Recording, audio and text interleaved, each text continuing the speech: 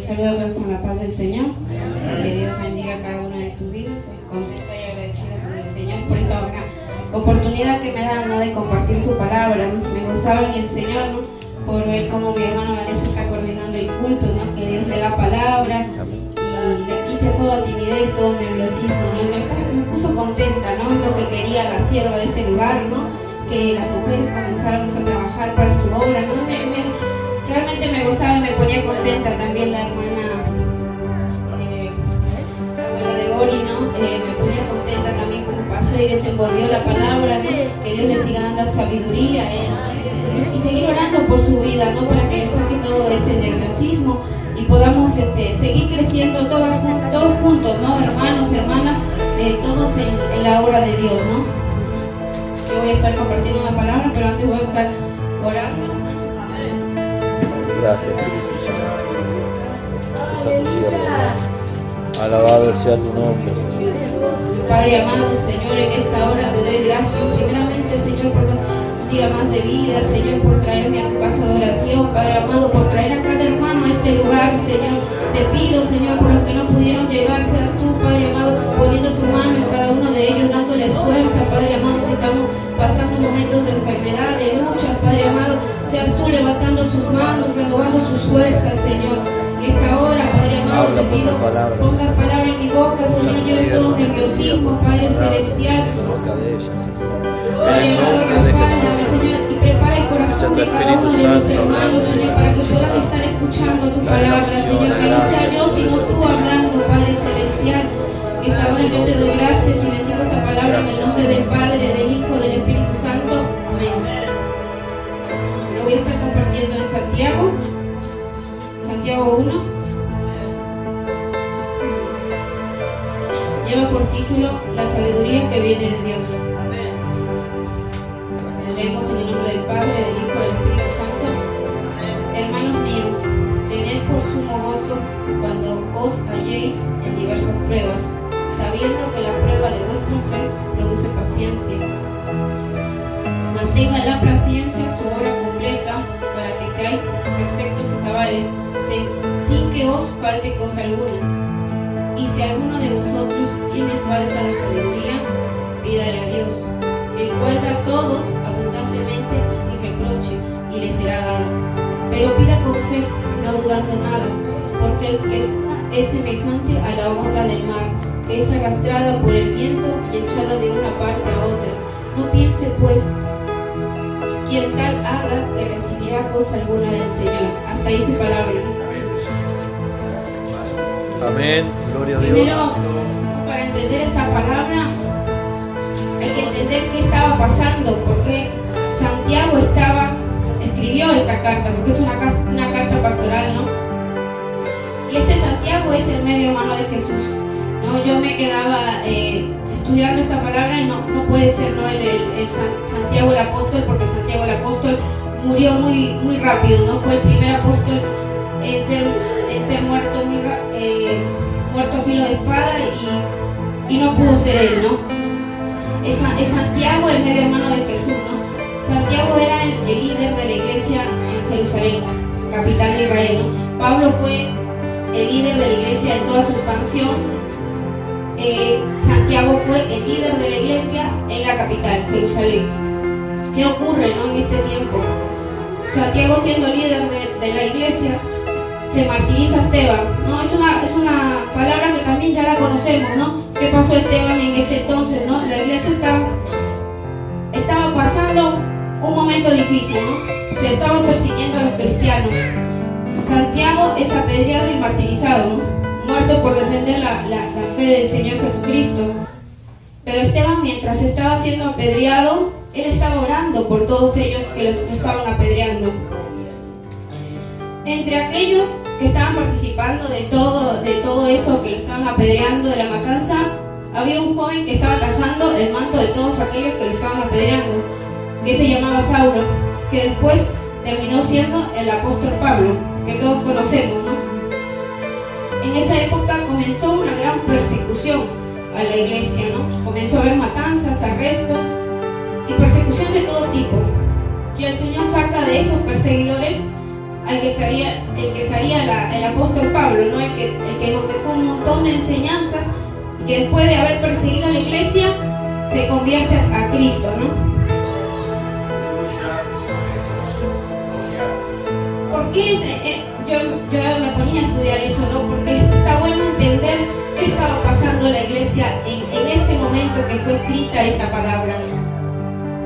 No como Dios en su providencia, cuando todo eso estaba pasando, los creyentes, ¿qué hacen? Comienzan a irse de un lugar a otro, porque como estaba habiendo persecución, comienzan a huir, y así el evangelio se empieza a expandir, porque todas esas personas, esos creyentes que ya conocían de Dios, se van por diversos lugares, y Dios utilizó esa prueba a la iglesia para expandir su evangelio.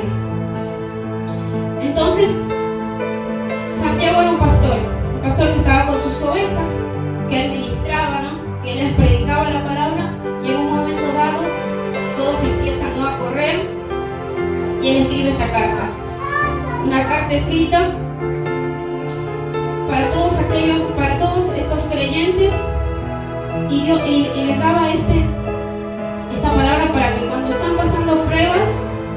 Son 12 versículos de Santiago en el que él va y quiere enseñarles a sus creyentes a que puedan, donde estén, puedan seguir con su fe, y si están pasando pruebas puedan poder salir de ellas, ¿no? Eso es lo que Santiago quería, enseñarle a sus ovejas donde quiera que estén, ¿no?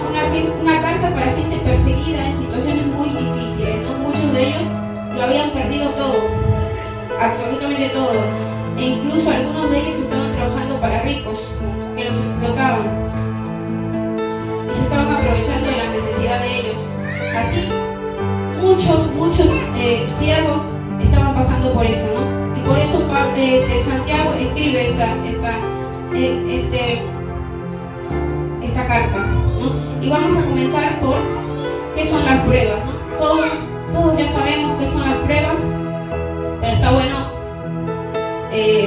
aprender un poquito más, ¿no? Las pruebas son situaciones que nos muestran las cualidades que nosotros tenemos, son situaciones que exponen nuestro corazón, quiénes realmente somos, ¿no? Sacan lo bueno y lo malo, ¿no? Ahí sale el verdadero creyente, ¿no? Si estamos firmes, si estamos débiles, las pruebas hacen eso, nos van a sacar lo que tenemos dentro de nuestro corazón, eso va a salir a fluir. Entre estas pruebas vamos a sacar las pruebas cotidianas que pasamos diariamente y las pruebas grandes, ¿no? Cotidianamente pasamos todos pruebas, todos los días. No va a haber un día que no pasemos una prueba, pero son pruebas que son, como se dice, chiquitas. Podemos pasar en el trabajo, podemos pasar con nuestros niños, con los esposos, con las esposas, todos los días, ¿no?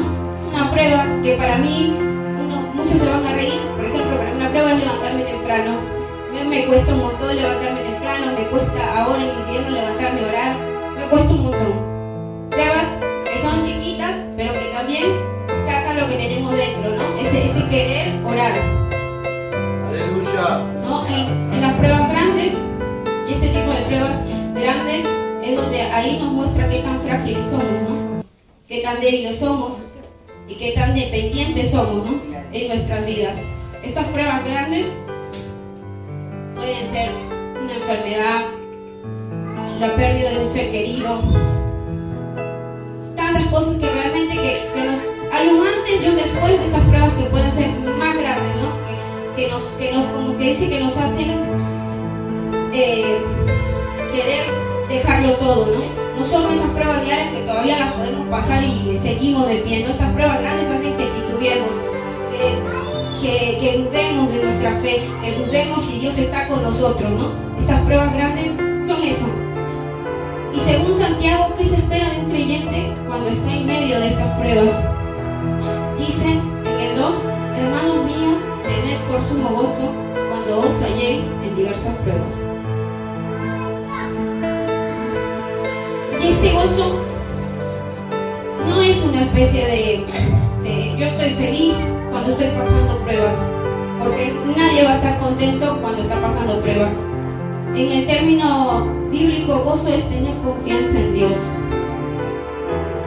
Yo confío en en Dios, yo confío en que mi Dios soberano, todopoderoso, está conmigo y por ende vamos a descansar en Él. Ese es ese gozo que menciona Santiago.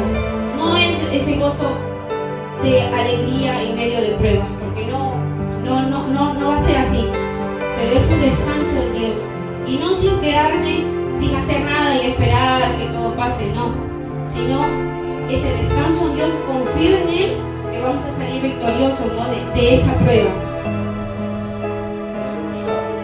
En el 3 dice, sabiendo que la prueba de vuestra fe produce paciencia, ¿no? Mas tenga la paciencia. ¿Qué es la paciencia? Que es producida cuando mi fe es puesta a prueba. La paciencia, capacidad de soportar peso y capacidad de llevar situaciones. Mi creencia en Dios es puesta a prueba y eso produce paciencia. En el 4 dice, mas tenga la paciencia su obra completa para que seáis perfectos y cabales sin que os falte cosa alguna. Y aquí Santiago está diciendo que esta paciencia, esta capacidad de soportar peso, que tenga una obra completa en nosotros y que eso nos va a hacer que seamos perfectos y cabales sin que os falte cosa alguna. ¿Qué significa? Hablando para que lo puedan entender, una madurez espiritual. Pero ¿qué pasa en la vida del cristiano? Siempre va a ser en la vida del cristiano un madurando. Nunca vamos a llegar a ser maduros espiritualmente y ya está, somos maduros. Siempre vamos a tener que seguir madurando, siempre vamos a tener que seguir siendo procesados, siempre vamos a tener que seguir pasando estas pruebas para que el Señor siga moldeando y para poder ser perfectos y cabales como dice su palabra. Porque alguien que está en medio de tribulaciones está confiado y esperanzado, ¿no? En su Señor. Es alguien que está confiado realmente, es alguien que está desarrollando esa madurez espiritual, pero en algún momento algo todavía nos falta. Entonces es un madurando. Todo el tiempo voy a estar madurando en las cosas de Dios para poder seguir hasta que Cristo nos lleve, ¿no? En el 5, ¿no? Dice, y si alguno de vosotros tiene falta de sabiduría, pídale a Dios, el cual da a todos abundantemente y sin reproche, y le será dada. Primero Santiago dice que cuando estemos pasando pruebas tengamos gozo. Después que estas pruebas producen paciencia en nosotros. Después que esta paciencia va a hacer que nosotros seamos perfectos y cabales, para que puedan seguir como Santiago está escribiendo esta carta. Pero después me puse a pensar yo, ese gozo cuando uno está pasando esas pruebas, ese descanso en Dios no siempre va a estar. ¿Y qué pasa cuando ese gozo no viene en nuestra vida? Ahí Santiago te dice, y si alguno de vosotros tiene falta de sabiduría, pídale a Dios. Voy a estar compartiendo en Proverbios 2:6, 2 del 1 al 6. Después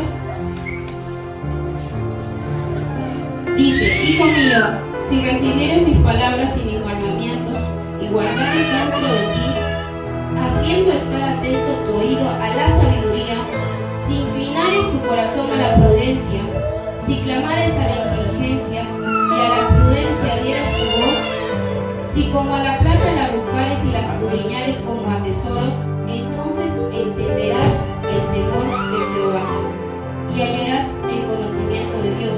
Porque Jehová da la sabiduría de su boca, y de su boca viene el conocimiento y la inteligencia. Aleluya. Bendecido Jesús. Vemos, ¿no? Que si yo tengo en cuenta la palabra de Dios y si yo inclino mi corazón a sus mandamientos, yo voy a terminar entendiendo el temor de Jehová. Eso es lo que nos está diciendo Proverbios 2 del 1 al 6, ¿no? ¿Y qué es el temor de Jehová? Es un temor de entender, de comprender ante quién estamos, ¿no? Ante quién uno está, y tener una postura reverente al dirigirnos a Dios, ¿no? A Jehová. Ese temor es la base de la sabiduría. En el Salmo 111:10 dice: el principio de la sabiduría es el temor de Jehová. Y la sabiduría es esto, entendiendo que ante quién estamos, quién es el juez, quién es nuestro Padre. La sabiduría es la capacidad de comprender los tiempos, los momentos y actuar en consecuencia con prudencia. Aplicar ese conocimiento en el momento adecuado, ser prudentes. Es eso la sabiduría. Y la prudencia es uno de los atributos que el creyente más debe buscar desarrollar para no pecar de manera innecesaria. La prudencia es entender los tiempos, entender y decir algo en el momento que es adecuado. Eso es ser prudente. Muchos de nosotros nos falta desarrollar esa prudencia. Nos falta que cuando estamos pasando algo, saber analizar la situación y saber que en ese momento no tenemos que decir ciertas cosas, porque el momento está como encendido y no tenemos que hablar, pero hablamos y se hace todo un embrollo. Entonces eso no es ser prudente, y el cristiano constantemente tiene que estar pidiéndole prudencia al Señor, ¿no? Porque dice: y si alguno de vosotros tiene falta de sabiduría, ¿no? Santiago pudo haber escrito esto como: ya que todos tienen falta de sabiduría, pídanlo. Pero Santiago dijo: y si alguno de vosotros nos da ese querer examinar a nosotros mismos y darnos cuenta y pedirle al Señor si es que nos está faltando sabiduría para entender esto, porque cuando vienen esas pruebas, esos momentos difíciles, nos cuesta entender por qué estamos pasando eso, ¿no? Le preguntamos al Señor por qué, y ahí es donde tenemos que pedir esa sabiduría, pedirle al Señor que nos haga entender qué quiere hacer en nosotros, por qué estamos pasando eso, ¿no? ¿Qué quiere moldear en nosotros? ¿Qué quiere sacar de nosotros? Es en ese momento que tenemos que pedir esa sabiduría para poder entender por qué el Señor nos está pasando por todo, nos está haciendo pasar por todo ese proceso, ¿no? No es fácil agarrar y pedir: Señor, dame sabiduría en medio de la prueba. Lo que vamos a hacer es quedarnos ahí o nos queremos dejar todo y no vamos a pedir esa sabiduría a Dios, ¿no? Es lo que menos queremos hacer cuando estamos pasando esos momentos difíciles que cada uno pasa y cada uno los pasa como puede, ¿no? Pero el Señor en esta hora nos dice, y yo aprendí mucho con esta palabra, que primeramente me enseña a mí misma, ¿no? Primeramente la palabra es para mí, ¿no?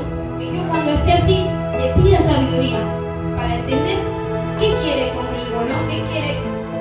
¿Qué me quiere enseñar con esto que me está pasando, ¿no? Para poder entender. Es difícil entender al Señor, pero para poder entender y pasar con Él esta prueba. La prueba no se nos va a ir, pero para poder pasar. En el versículo 6 dice: pero pida con fe, no dudando nada, porque el que duda es semejante a la onda del mar, que es arrastrada por el viento y echado de una parte a otra.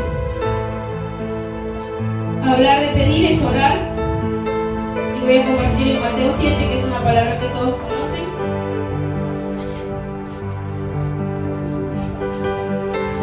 Mateo 7, que dice: pedid y se os dará, buscad y hallaréis, llamad y se os abrirá.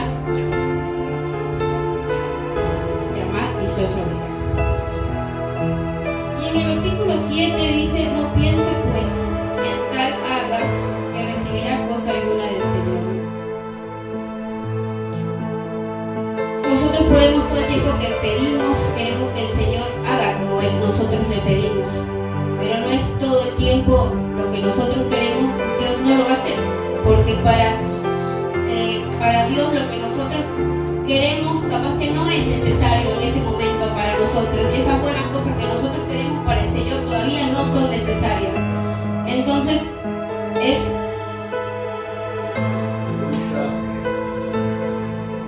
el Señor es perfecto, ¿no? Entonces entendía y comprendía cuando decía esta parte, ¿no? No piense pues quien tal haga que recibirá cosa alguna del Señor, porque no todo lo que pedimos lo vamos a recibir, ¿no? Incluso en la Biblia hay ejemplos de esto, ¿no?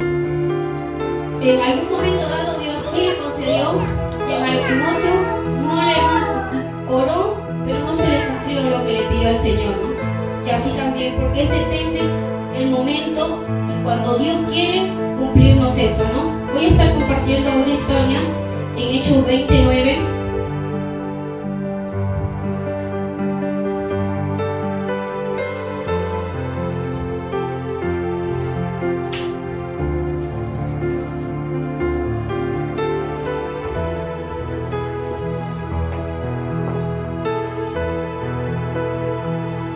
Dice, y un joven llamado Eutico, que estaba sentado en la ventana, rendido de un sueño profundo, por cuanto Pablo disertaba largamente, vencido del sueño, cayó del tercer piso abajo y fue levantado muerto. Entonces descendió Pablo y se echó sobre él, y abrazándole dijo: no os alarméis, pues está vivo. Vemos como Pablo oró y ese chico que cayó muerto fue levantado. Pero vamos a ver en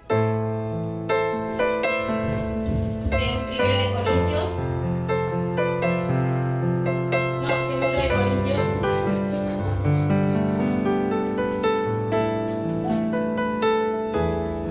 12:7. Aleluya.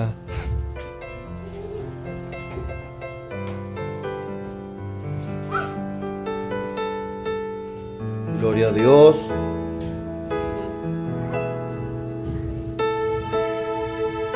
Aleluya.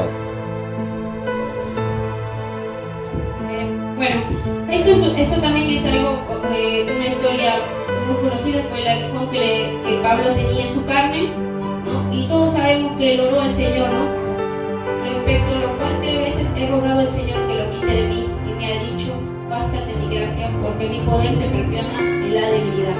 Pablo le rogó al Señor, pero el Señor le dijo que se basa en su gracia. No le cumplió lo que él quiso, porque ese aguijón tenía que estar ahí para su propósito, para que él no se gloríe en él, sino para que sea Dios quien se gloríe, ¿no? Y vemos cómo el Señor cumple lo que está diciendo. Algunas veces se nos va a cumplir, otras veces no, y tenemos que ser sabios para poder entender los propósitos que el Señor tiene con nosotros, y no renegar, sino entender al Señor, ¿no? Yo con esta palabra espero que haya sido de bendición para sus vidas. Para mí realmente me ha enseñado mucho. Puede que sea una palabra que es conocida, que muchos la han compartido, pero la estudié no profundamente, y espero que sea de bendición. Que en momentos cuando estemos pasando esto, le pidamos esa sabiduría a Dios. Yo nunca le pedí esa sabiduría al Señor cuando estaba pasando momentos difíciles, ¿no? Y ahora cada que oro, le digo al Señor que me dé esa sabiduría para poder entender. Aleluya. No enojarme y no decir ya no sigo, sino pedirle esa sabiduría para poder seguir.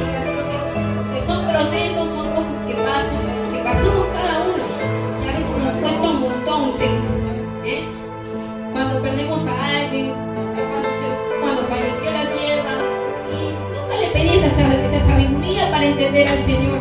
En cambio me puse a llorar, y dije, por ahí me enojé un rato, ¿no? Pero nunca le pedí esa sabiduría para poder comprender por qué pasan esas cosas, ¿no?